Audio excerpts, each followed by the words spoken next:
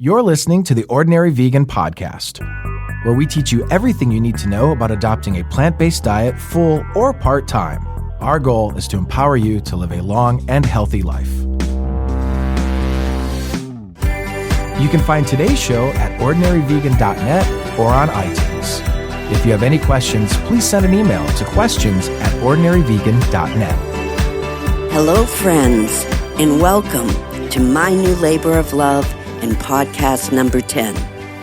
If you're joining us for the first time, my name is Nancy Montori, and I advocate a plant-based diet for health and wellness.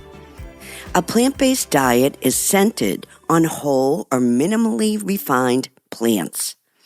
It's a diet based on fruits, vegetables, whole grains, legumes like beans and lentils, and healthy fats like nuts, seeds, and avocado. It excludes all meat, dairy, and eggs. I created this podcast to encourage you, serve you, educate you, and support you every step of the way to help make your transition to a plant-based diet as easy and as fun as possible.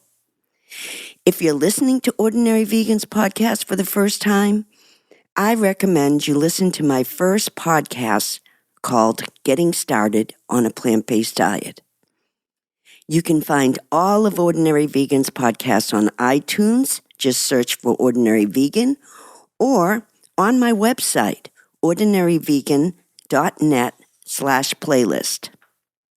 Today's podcast explores the role of vitamin and mineral supplements and obtaining adequate nutrition on a plant-based diet. Before we talk about the role of supplements, I want to talk about feeling accepted and finding your value through your eyes, and not rely on other people to make you feel valued. It all points to loving yourself first and foremost, because people who love themselves take care of their bodies, and they love and appreciate the magnificence of the human body, no matter what size they are or how they are proportioned. And when you respect your body, you handle it with care. For me, it all started when I heard a speaker give a compelling lecture about emotional sobriety. I had never heard that phrase before, and I was immediately intrigued. Here's what I learned and how I applied it to my life. Understanding emotional sobriety isn't difficult. Basically, if you have built your whole life around being loved and accepted, you may need emotional sobriety. Ask yourself these questions. Do you need to validate what you are doing from someone else and not yourself? Do you have relationships, or do you take hostages? When someone asks, "Who are you?" what would be your answer? Often, the answer is not who you are, but what you do. I know there have been many times in my life when I needed to be accepted by someone else to feel value. But now I'm happy to say that I've worked on that, and my center of gravity is no longer false. By the way, emotional sobriety isn't easy and it won't happen overnight. Like everything else, it takes practice. Here are some things that worked for me. Listen to what is most important to you, not others, and add your best self to it. Instead of asking what you expect from life, ask what life expects from you. Let go of your dependence on other people's reaction. If you have good news, savor it with yourself before sharing it with others. Learn to lick your wounds. Comfort yourself when you are hurt or disappointed. Stop taking your partner, friends, or family's behavior personally. Remember, everything they say and do is about themselves, not about you. So how do you exist in this new world with this new set of rules? When you put these paralyzing dependencies behind you, you can get a glimmer of what real happiness is. Remember, when you add more self to everything you do, it doesn't mean you're selfish. It means you're thoroughly engaged in the process of being and becoming your authentic self. When you live a life that is no longer ignoring your true gifts and talent, there is nothing more beautiful. Don't be afraid. It won't be long before others accept the new you and love you more for it. And if they don't, it doesn't matter because you love yourself. Now, let's talk about the role of supplements in a plant-based diet. The first thing I would like to say is that our bodies are designed to get nutrients from food. And our bodies absorb vitamins and minerals from our food better than we do from a supplement. Supplements do not improve health unless one has a proven deficiency. I don't know about you, but I once took supplements every day as a precaution. I figured, how could they hurt? But supplementing your diet is not necessary for good health unless you have a deficiency. I had a friend who was sick a lot. She thought she was sick because she was missing a particular nutrient, so she pounded down the supplements. But the truth was, she was unhealthy because she was poisoning herself with fat, cholesterol, and animal protein, the typical American diet that is deficient in many nutrients. No matter how many supplements she took, she couldn't get well. And getting an overload of vitamins and minerals can hurt you. For example, too much vitamin C or zinc can cause nausea, diarrhea, and stomach cramps. Too much selenium could lead to hair loss, fatigue, and stomach problems. Vitamins might not kill you, but they can make you feel bad if you don't need them. So please don't think supplements are going to make you well. But whole, unprocessed, plant-based food will. But there are two worrisome vitamins that I always recommend making sure you are obtaining in a plant-based diet. The first vitamin I want to talk about is vitamin D. Did you know vitamin D supplements now outsell all other supplements? So it's not just vegans worried about getting enough vitamin D. Vitamin D is essential for healthy bones. We need it to absorb calcium. It also regulates insulin levels, supports lung function, and influences the expression of genes involved in cancer development. With the exception of fish liver, very few foods are naturally rich in vitamin D. Milk fat found in whole milk, but absent from skim milk, only contains trace amounts of vitamin D, and that depends on the animal's food intake and sun exposure. In 1933, prominent groups like the Council on Foods and Nutrition and the American Medical Association recommended adding vitamin D to milk to decrease the incidence of rickets.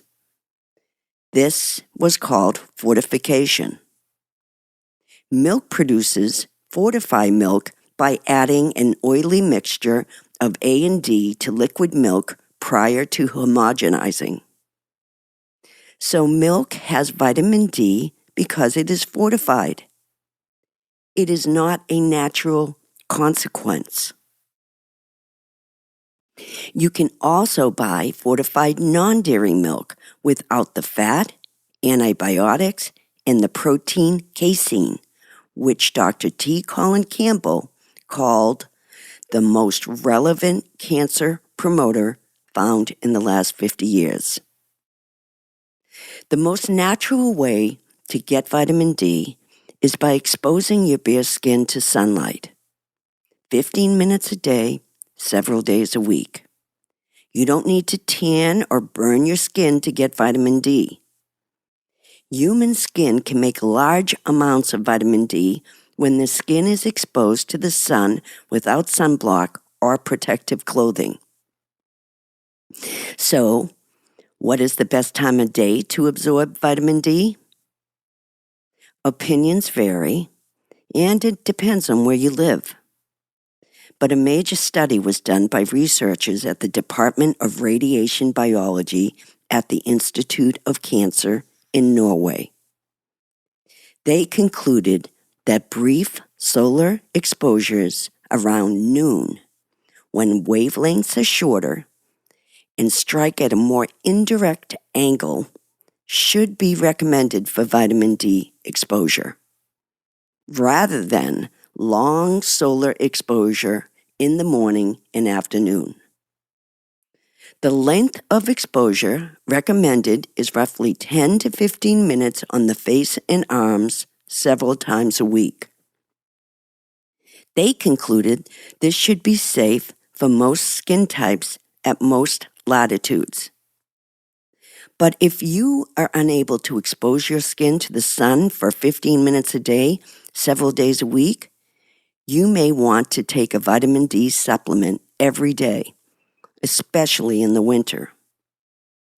The Institute of Medicine, which is the organization that sets dietary guidelines for the general U.S. population, recommends 600 IU, that's international units, of vitamin D per day for adults who get minimal sun exposure. So now you can make an informed decision about how much vitamin D you need by following these guidelines. If you spend 15 minutes in the sun without sunscreen or protective clothing several times a week, you're likely to be in good shape in terms of vitamin D. If you live north of the line that would connect Philadelphia to San Francisco, the angle of the sun may make it difficult to make adequate vitamin D from the sun, especially in the winter. So, you may want to take a vitamin D supplement of 600 international units per day. My final recommendation would be to have a blood test and ask your doctor to check your vitamin D levels, and eat plant-based vitamin D fortified foods. And if exposure to sun is minimal, or you spend most of your time indoors, take a vitamin D supplement. I always recommend a vegan D3. Always remember, vitamin D deficiency is a sign of sunlight deficiency, not of a cow's milk deficiency. And vitamin D supplements are not the same as sunlight. Vitamin D supplements may not provide the same health benefits as sunlight exposure. But if you can't get sun exposure, make sure you're taking a vitamin D supplement. Now, let's talk about that other worrisome vitamin called vitamin B12. I spoke briefly about vitamin B12 in a previous podcast, but today I want to talk about it in length because it's very important that you get your vitamin B12 if you're eating a plant-based diet. Vitamin B12 is found in animal foods. Plants do not contain B12. B12 is a water-soluble vitamin that plays a very important role in synthesizing DNA, which is our genetics material, in forming red blood cells, and maintaining proper brain and neurological function. B12 is made exclusively by bacteria. Animals do not have the ability to manufacture vitamin B12. Animals get the bacteria by eating stuff like animal poop, animal-sourced foods, and regurgitated cud. The interesting thing about B12 is that humans were getting B12 for hundreds of years from dirt. They were eating plants that still had bits of soil on them. However, today, we are so much more sterile and wash our fruits and vegetables so well that we no longer consume dirt and that dose of B12. After switching to a plant-based diet for a few months, I highly recommend making sure your vitamin B12 levels are within a normal range. And you can accomplish this by doing a routine blood test. It is also wise to have your doctor check your methylmalonic acid, also called MMA level. An elevated MMA level is highly specific to B12 deficiency, no matter what the actual B12 level is. When you consume a plant-based diet, the very best way to get vitamin B12 is with a supplement. If you decide to supplement, I recommend using methylcobalamin and not cyanocobalamin. The safety of the synthetic cyanocobalamin has raised concerns due to the fact that cyanide is a component. Cyanide doses are especially important to people with chronic kidney failure because they do not detoxify cyanide as well as people with healthy kidneys. The goal of B12 supplementation is to take the lowest amount required to maintain adequate B12 levels. A daily dose of the smallest available tablet of B12 is usually 100 micrograms, and that should be sufficient for anyone on a plant-based diet. Your body will naturally absorb only a small amount of the pill.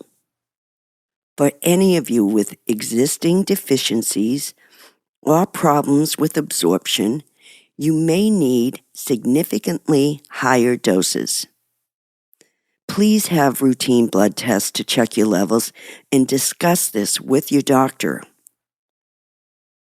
One of my favorite ways to get extra B12 every day is to eat 2 tablespoons of B12 fortified nutritional yeast. It's an easy and delicious way to consume B12. Nutritional yeast is a deactivated yeast, and it's sold in the form of flakes or a yellow powder. Deactivated means it's a yeast that is no longer living. It is different from the yeast you use in baking and can't cause dough or bread to ferment or rise. It is available in most grocery stores and natural food stores. And there are so many ways to use it. You can sprinkle a tablespoon in your next bowl of soup or stew, or use it on your pasta instead of Parmesan cheese. You can add it to mashed potatoes, or use it as a seasoning on sautéed greens, or you can sprinkle it on freshly popped popcorn for a cheesy taste. Other sources of B12 are found in fortified meat analogs, which is food made from gluten or soybeans to resemble meat, poultry, and fish. Fortified meat analogs are served in some vegan restaurants. You can also find B12 in fortified non-dairy milk and cereal. My recommendations are: take a daily vitamin B12 supplement of 100 micrograms per day. Try to include 2 tablespoons of B12 fortified nutritional yeast in your diet every day. Use B12 fortified non-dairy products like cereals and non-dairy milk. Always remember, do not take more than the recommended dosage and do not attempt to self-treat any medical condition with supplemental vitamin B12. Now let's talk about other vitamins and minerals. If you follow a healthy plant-based diet and lifestyle, and you are careful not to destroy your body with toxic levels of animal protein, cholesterol, fat, sodium, tobacco, or alcohol, then your body should be able to get all the nutrients it needs from the whole foods you consume in a delicious plant-based diet. Speaking of delicious, let's go into Ordinary Vegan's plant-based kitchen and cook up a yummy, nutrition-packed snack or main meal. Did you know that the people from Okinawa have a life expectancy among the highest in the world, and 27% of their diet consists of sweet potatoes? So today, I'm going to prepare a twice-baked stuffed sweet potato with cashew cream.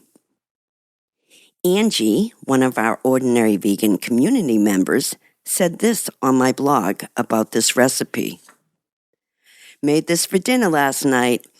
Absolutely one of the best things I have ever eaten. Thanks for the review, Angie. Now here is what you need for this delicious plant-based meal. 2 large sweet potatoes, 2 cups of diced organic vegetables. They can be carrots or broccoli, corn, asparagus, mushrooms. You can also use mixed frozen vegetables. A 1/4 teaspoon of salt or more to taste. I don't recommend using a lot of salt. A 1/4 teaspoon of ground black pepper or more to taste. A sprinkle of ground nutmeg. 2 tablespoons of fresh chopped parsley. And 3 tablespoons of cashew sour cream. And I'm going to give you that recipe. So first you just scrub those potatoes and you pierce a few holes with a knife in them and bake them at 375 degrees for 45 to 60 minutes, depending on the size of the potatoes. Put on an oven mitt and give it a little squeeze to test for doneness. It should have a lot of give. You can also test it to see if it's tender by inserting a knife into the center, and the knife should slide in and out easily. Meanwhile, steam your vegetables 3 to 4 minutes until a little soft, but you should still have a nice bite. You could also saute them. Now make the cashew cream. Take a 1/2 cup of cashews that have been soaked, drained, and rinsed. I like to soak them overnight and rinse them well in a strainer. But if you forget to do that, no worries. You can soak them for an hour or so. The soaking gives the cashews a more creamy consistency, so the longer, the better. So you take those cashews and a 1/4 cup of water, a tablespoon of lemon juice, 1 small clove of garlic chopped, a 1/4 teaspoon of salt, some fresh ground black pepper to taste, and you place them all in a food processor. And then you blend it until it's semi-smooth, adding more water or lemon juice if needed. Taste it and adjust the seasonings. When the potatoes are done, cut them in half and scoop out the potato, leaving about a 1/2 inch on the bottom. In a bowl, mix together the sweet potato, 2 tablespoons of cashew sour cream, cooked vegetables, salt, pepper, and nutmeg. Place that potato mixture back into the potato shells and smear an extra spoonful of cashew sour cream on top. Return it to the oven and cook for another 10 to 15 minutes. Remove it from the oven and sprinkle with some chopped parsley and serve. It is delicious and so healthy. By the way, if you don't have cashews, Just add a tablespoon of grainy mustard or a vegan brown sugar to your potato for extra flavor. That's it. Thanks for joining our plant-based community today. Please subscribe so you don't miss any of Ordinary Vegan's plant-based recipes. You can subscribe at ordinaryvegan.net. You can find all of my recipes in show notes, also at ordinaryvegan.net. And please join our community on Facebook, which is over 300,000 community members strong just this week. They are an awesome community who loves supporting and helping each other. Just go to facebook.com/ordinaryvegan. If you get a moment, please leave a comment or review on iTunes. If people enjoy the podcast, iTunes will give it a better position and expose it to more people. So thank you in advance. I would also like to thank voice extraordinaire Rick Savage, Kevin McPherson for the awesome music, and Doug Barnes for the spot-on production.